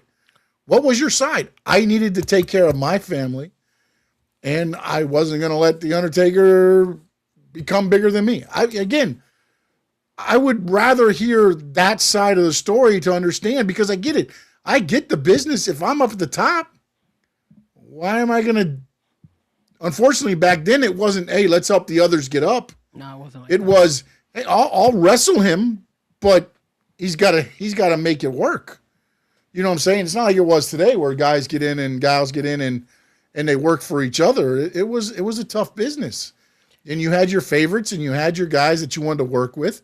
I would just like to get the real story. And again, would it be Hulk Hogan or would it be Terry Bollea? That would be the first thing I would probably have to find out on the answers. Yeah, because you want to know if they're going to talk about his wrestling or if they're going to talk about his personal life. You know, his Well, because falling out with his daughter too. I think ultimately though, it runs into the issues he had later. Because he didn't know who he was. He didn't turn it off. And that's what he became. For me, at the end of the day, I hope the documentary doesn't vilify him. I hope the documentary shows us. Hopefully, he comes out and he tells his side. I don't know if you guys haven't tuned in, Charlie Sheen, right? Winning, yeah. Charlie Sheen's documentary on Netflix, if I'm not mistaken. It's called Winning. Very last one. If you guys have not watched that, watch it. It's like a 4-part series, actually. I think it's like a 4-part series, if I'm not mistaken. Charlie went all out and basically said what happened to him, the fact that he had relationships with other men. He came out clean, yeah. And at the end of the day, you know, I know Emilio Estevez and his father did not decide to be on the docuseries because they wanted to give that focus and they wanted to give the spotlight to Charlie Sheen. Charlie talked about his whole situation when he was doing 2.5 Men and all that stuff. Very good documentary. One of the best documentaries I've seen. So definitely, it's like a 4-part series. Very good. I think that's what this documentary for Hulk Hogan should be. I don't know if it's going to be more than 1 part when it comes to Hogan. I may possibly. But if it isn't, I hope they do kind of just. I hope he comes out clean with like everything when it comes to like his wrestling issues and then his personal life issues. I don't know that it's come out clean more than you get the true idea of. Yeah, tell your side of the story. Who Hulk Hogan is and who Terry Bollea is. And again, it might be, you know, when you say they break it up, why not break it up into this was his wrestling career and this was his career outside of wrestling? Because it's 2 different things and both of them went 2 different ways, honestly. All I know is I definitely tune in. I think you're definitely tuning in. A lot of old wrestlers are going to tune in. And I think the new generation should tune in as well, right? Hulk Hogan, at the end of the day, whether you like them or not, him and Vince made wrestling to what it is now, in my opinion. So, and they made it mainstream. They brought it mainstream and WrestleMania and everything else. I like, for me, man, Hulk Hogan will always be one of my favorite wrestlers of all time. He was the one who brought me into wrestling. Obviously, he had his moments outside of the wrestling ring, but I will always be a fan of Hulk Hogan. And I met him personally. So when I met him personally, he was a very humble guy. Maybe that was the Hulk Hogan, maybe not the Terry Bollea, but you know, that was my interaction with him. All right, sir. Any other topics before we call it a night? I know we're calling it. Or are we gonna pick our dynasty picks? Oh yeah, because obviously there's a pay-per-view. We had no idea about this. So yeah, I guess let's do that before we end of the night. Darby versus Andrade. I like Darby, but I'm probably gonna get this wrong. I want Andrade to win, so I'm gonna go with my gut instinct. I'm gonna say Andrade wins this one. Yeah, I feel like they're setting this up for Darby to lose, honestly, because of the whole. Well, no, because I feel like, you know, they've always made him have to fight for everything, and now he wins this one match and he gets a title shot. That's not Darby Allin way. It's got to be more. It's got to be like he's got to go through the whole Callis family, and then he'll get the shot. So I do feel like it's kind of being set up to where Andrade wins, and then Darby's got to fight back to get. Ultimately, he's going to get the shot at MJF, obviously, but I think they're going to make him work for it. Continental Championship. Jon Moxley, the champion. Will Ospreay, the challenger. Now, remember, this is Continental Championship rules. 20-minute match. Nobody at ringside. I mean, look, you just brought Will Ospreay back. It would be a heartbreaker to see this guy come back and lose. But on the other hand, you got Jon Moxley, who just won the belt, right? He hasn't had it for a long time. And then all of a sudden, you know, he's kind of like been like beating the crap out of Will Ospreay. I know he like destroyed him last week on Dynamite. So I'm 50-50 on this. But I'm going to go with the fact that Gotta give Osprey the win. I think you bring him back for a reason. You can't just bring him back and make him lose. I'm gonna go with Osprey. I say Osprey pulls this one. This is one where I'm going to go. It's going to be even. I think they do the 20-minute draw. Okay. So Osprey can look strong, maybe be even about ready to beat Moxley, and the 20 minutes expire, and then they run back again. And ultimately, you're right. Will Ospreay needs to get the title, but they do have an out with it being a 20-minute time limit to where Jon Moxley can, the winner, the champion's advantage. He goes in as the champion. He gets to the draw. He keeps the title. He gets out of there by the skeeth of his teeth. Still the Continental Champion because of a draw. Wait, you don't think that if they come into a draw, they'll preach for 5 more minutes, give them the 5 more minutes, and then all of a sudden you see somebody lose? I mean that shouldn't be the Continental Championship. The rules are 20-minute time limit. Nobody at ringside. They didn't say ask for 5 more minutes. Well, the crowd asked for 5 more minutes. The crowd. You know what though? You should, with only 6 matches, you might get the 5 more minutes. Normally you ain't getting the 5 more minutes, but maybe tonight, that night. Alrighty. Tag Team Championship, FTR, the champions, Copeland and Cage. These two are great together, man. They've always been great, but even now in like the age they're at now, where I forgot what Cage said about something and walked away, and the Copeland's like, Yeah. "What the hell's this guy saying? Like, what are we doing here?" But your thoughts, FTR versus Copeland and Cage. I mean, look, man, I gotta go with the old geezers, bro. I gotta go with Cage and Copeland. I think, and like you said, Copeland, they're both so good. Both of them are very, very good. So I think this will be their last hurrah together, and might as well give it to them. So I got them. They'll win the belts, in my opinion. Yeah, I think they win the belts here, and I think ultimately they'll set it back up to do the honors of giving them back to FTR probably. Hey, quick question. Down the road, yep. Where is this taking place? What city? It's in Canada. Yeah, Copeland. Vancouver, British Columbia. You can't have those guys losing Canada. Come on, man. No way, dude. They're winning, goddammit. How dare you? Don't give them Glove versus Jamie Hayter. I am not a fan of this match. I'm not, no. This is I'm not a fan of Jamie Hayter. I loved, but like they haven't brought her back. I felt like she was more kick-ass when she was a Britt Baker than she is now. I agree. I don't know if it's the way that she's presented, because she used to be presented like the enforcer, like the kind of like Marina Shafir is now. That used to be Jamie Hayter, and like I don't feel like that's what she is now. Well, the thing also about Jamie Hayter is that Jamie Hayter, the only thing I could think about Jamie Hayter, and I'm sorry, ladies, if you're tuning in, but it's that big fat booty of hers. I mean, I keep looking at it. I have no reason why not to keep looking at it. That's the only thing I like about Jamie Hayter, to be honest with you. And yes, I do agree that back in the day she was a lot better. I'm gonna go with she's fighting Tekla, right? Tekla? Yeah, Tekla. I think Tekla wins. I'm going Tekla. As much as she already, they gave her an extension when her contract was still had 3 years on it. They gave her another extension already. Oh, Jesus Christ. Of course. That's typical Tony Khan. Yeah. He's thinking of those contracts like football. Then the championship match. Now, again, other matches might be added. So we're only going off these matches. MJF versus Kenny Omega. It's, what was it? It was the Devil versus the God of Wrestling. The God of Wrestling. How can the God of Wrestling? I think that's what he said. I think that's what he called himself, the God of Wrestling or something. Jesus. Well, we didn't pick Alex Windsor versus Marina Shafir either. I'm not picking a pre-show, man. I'm not picking. Oh, come on. We got like 20,000 matches. We're probably going to miss out because we're doing this too early. Man, this is a tough one. I like Kenny Omega. If he's calling himself God, I can't go with the Devil. I'm not and actually, if you look at the promo, I'm looking actually at the promo here. It actually has the dark side for MJF, and it has like the God side for Kenny Omega. That's pretty cool. I don't think it's gonna happen. I think, you know what? Let it be Kenny Omega, baby. I'm going with Kenny. Give it to Kenny, bro. I don't see it being Kenny Omega as much as I would love it to happen. I don't, because the only thing I look at this and I go, okay, Kenny Omega wins it. What's next for him? Swerve? What's next for MJF?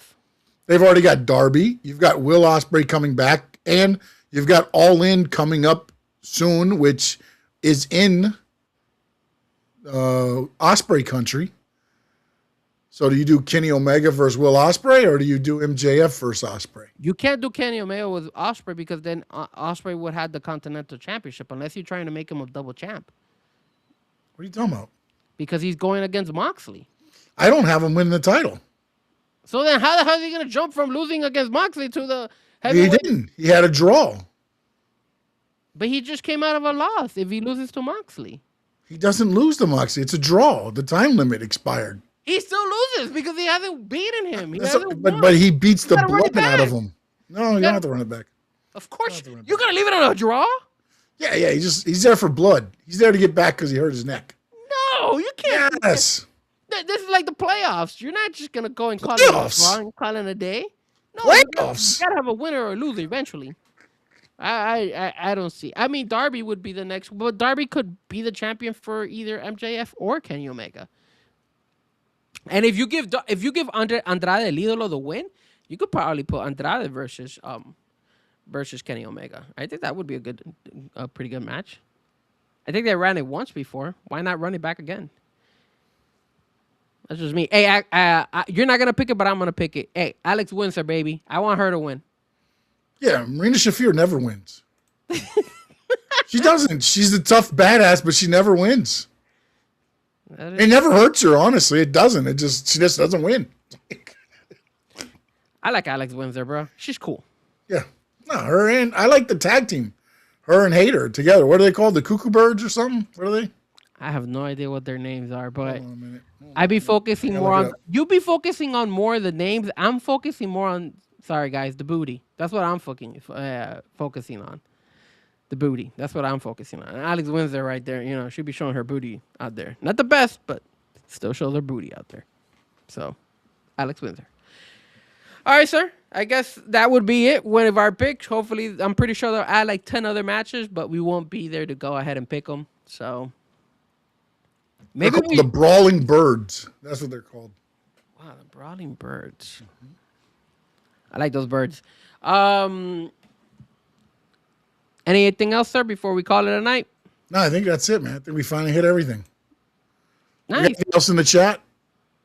I think we got cheap viewers. Oh, Oscar had said maybe he'll talk about the Gawker video scandal. That'd be interesting to see, especially after everything that came out. That's kind of where I was going with if he's going to be accountable for certain things and see what.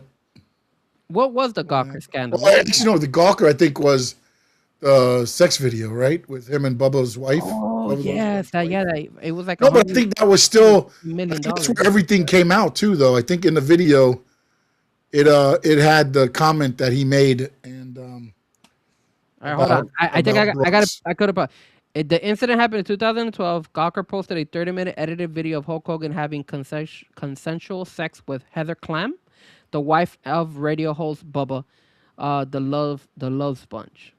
And then it says Hulk Hogan sued for $100 million plus for invasion of privacy, personality rights infringement, and emotional distress. Yep. That the verdict came out. A Florida jury awarded Hulk Hogan $140 million in 2016. Gawker filed a Chapter 11 bankruptcy, leading to a settlement of $31 million and the sale of their assets. Wow, damn, he really screwed over Gawker, huh? Gawker Media. Well, I mean, you can't just start dropping stuff that you don't. Just because somebody gives you a video, don't mean it's. I mean, you got to know what you're, especially when somebody doesn't know they're being. Well, somebody gave me. I'm not gonna lie to you, Sean. The other day, somebody came up to me and said, "I have a sex video of Sean Stanley," and I said, "I don't want to see it. I don't want to sell it. I don't want to do anything with it.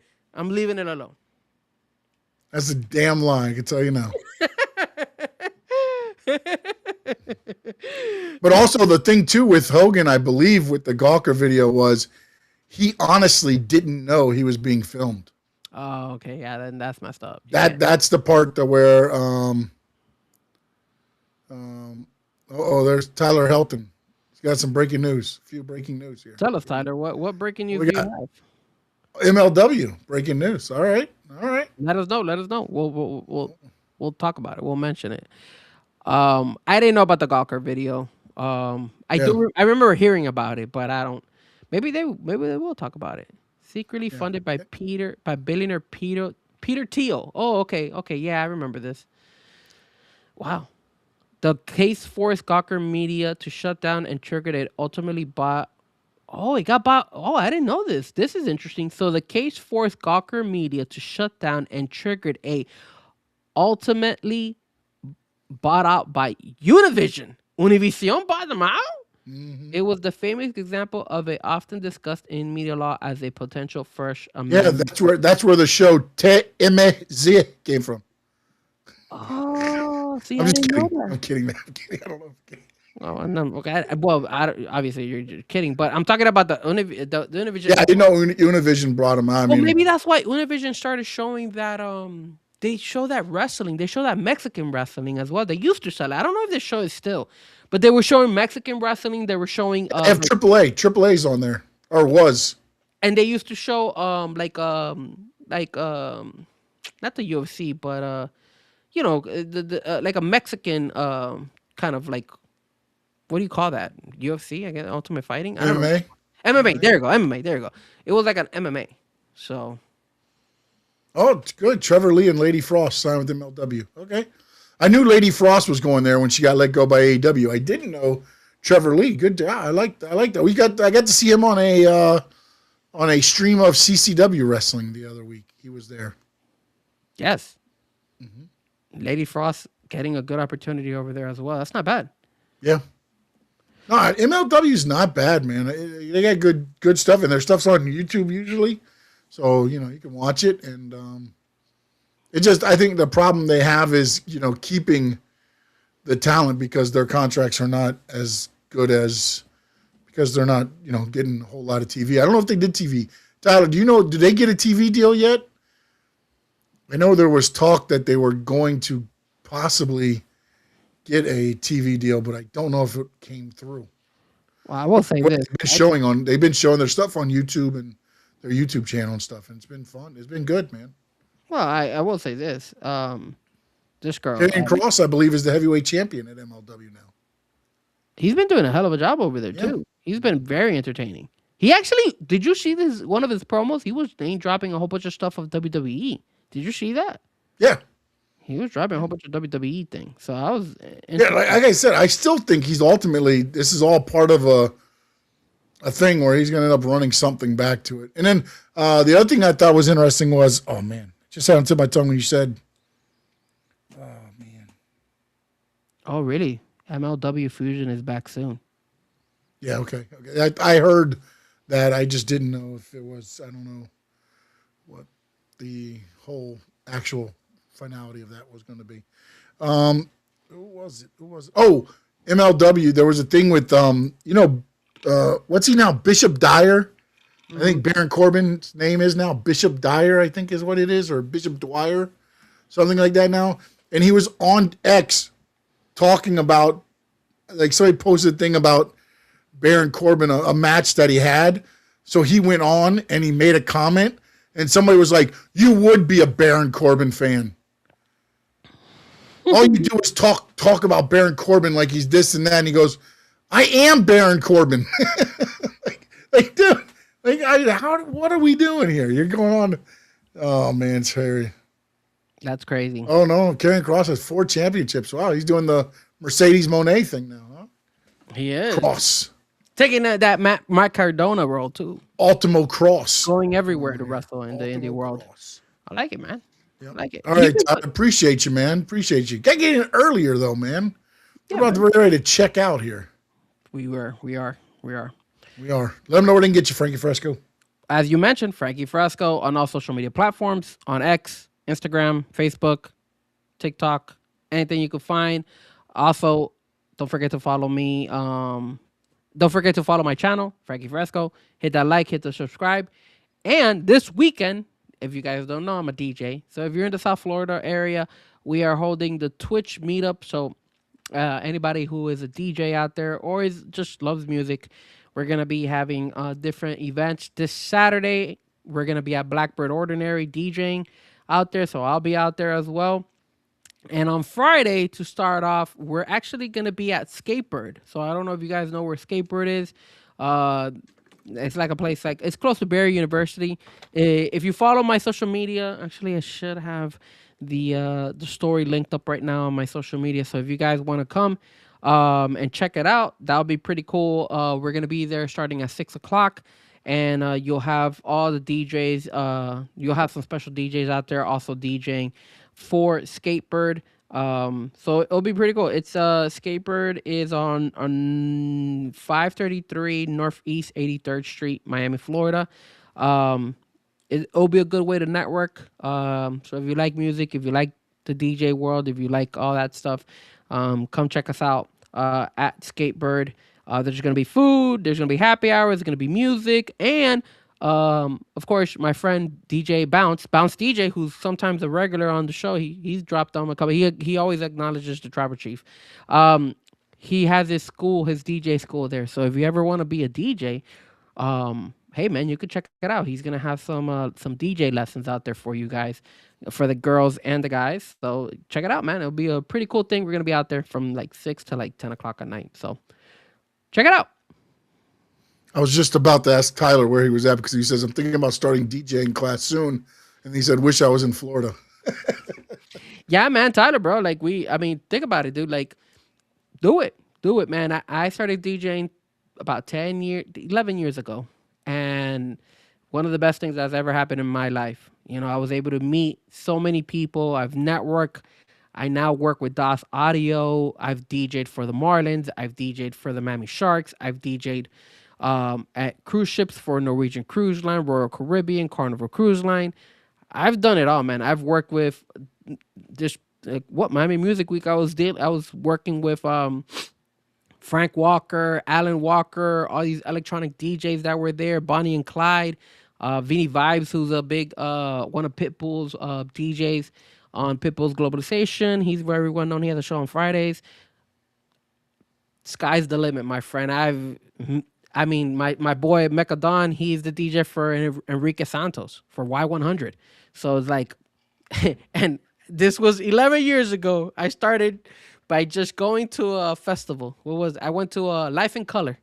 Had no idea what DJing was. Did not care about anything. Just wanted to rave and have a good time. Fell in love with it. Started DJing, and now I've gone into battles. I've won battles. I have my trophies somewhere around there. Oh, I have them up there. I have my battle DJ trophies that I've won and stuff like that. I've traveled everywhere. I've DJed in Washington, DJed in LA. Like, dude, sky's the limit. When you least expect it, sky is the limit. So if you want some words of encouragement, not only to you, but anybody listening, put your mind into it, time and effort, and I promise you, if you love it, you will succeed. And things will come no matter what. I am blessed to this day to be able to be here as a DJ, also talking to Sean Stanley. This was a blessing in disguise. I would have never in the wildest dream, if I wasn't making my DJ extra money that I do, I would have never been a Dolphin season ticket holder. I would have never been at Sports Grill, and I never would have said, "Hi, Sean Stanley, how are you?" And met Sean. That I know Sean that day. Sean saw me. He's like probably the worst day of his life because he was like, "Oh, now I got to deal with this guy." But that was the first time I ever met Sean. I met him at Sports Grill with Big O. I said, "Yo, man, I always watch your show. I watch Big O. I've been a fan of Big O for years. I've listened to Big O on the radio, but I watch your show and it's cool meeting you." And ever since then, me and Sean started clicking, and now we're wrestling buddies. He wants to throw me through the table. He's the only guy I would allow to throw me through the table. I'm telling you right now. Not even Adrian can do that. I'm telling you right now. At least one of us have been blessed since that day. Why am I not surprised? He's gonna take a shot, of course. No, 100%, man. 100%. You can catch me at SS_sports talk. I'm at Stanley Media House everywhere else.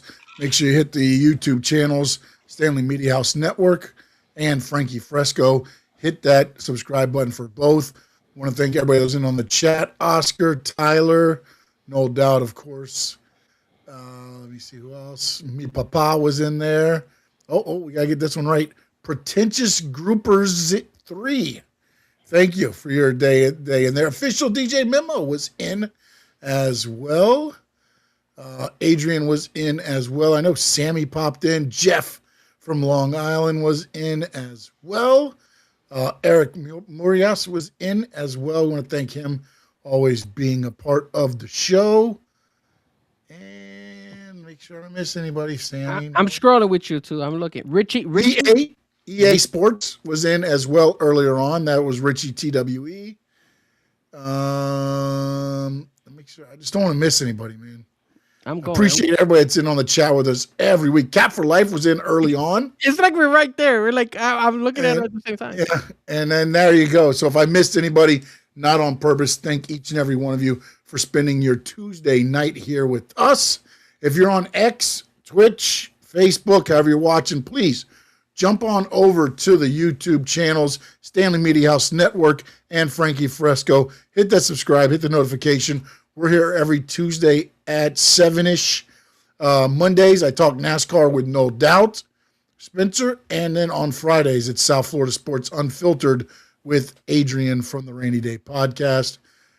Frankie Fresco, I want to thank you for your time, sir. I know you're a busy man. I appreciate each and every second I get with you. Sean, where are we going to another wrestling event? We haven't gone together. Soon, man. We just got to be able to figure it out and get it together, man. I want to start going. That's going to be one of the things I definitely want to do, man. I want to give the thing is, though, they started doing them on YouTube now. And it's a lot simpler to just sit there and they were yesterday. the show. They were yesterday at what was it? CCW was at La Rosas. I actually that's a place I've known. Yeah, they do it one Monday a month. It's like death matches. There's no ring. I believe they just fight on the floor. Holy snap! Really? I believe if that's the one. I believe that's the one. Yeah, like I was talking to Memo. Shout out to Memo who was on chat board. He's like, Frankie, CCW was at La Rosas. I'm like, they were over there for reals? And he's like, yeah, man. And I was like, no way. And it's funny because my friend Roddy was another DJ. A lot of DJs like wrestling. Look at Oscar who wants to be a DJ as well. And all of a sudden, he's a wrestling fan too. There's a lot of undercover DJs that like wrestling. But yeah, apparently that was there. So I was like, oh man, I should have probably gone, but I didn't get a chance to go. But yeah, man, we gotta coordinate. Yeah, no, definitely. Maybe WrestleMania in Orlando. Once that. Yes, yeah. Once it gets canceled for real. Yeah. They haven't canceled. Yeah, and I know NWA has announced a new television partner. I believe it was somebody's old television partner. Man, again, want to thank each and every one of you guys jumping in, guys, gals, everybody that's in there watching us here tonight. Appreciate each and every one of you. In the words of the great Gordon Soley, so long from the sun, shine, state. That's what's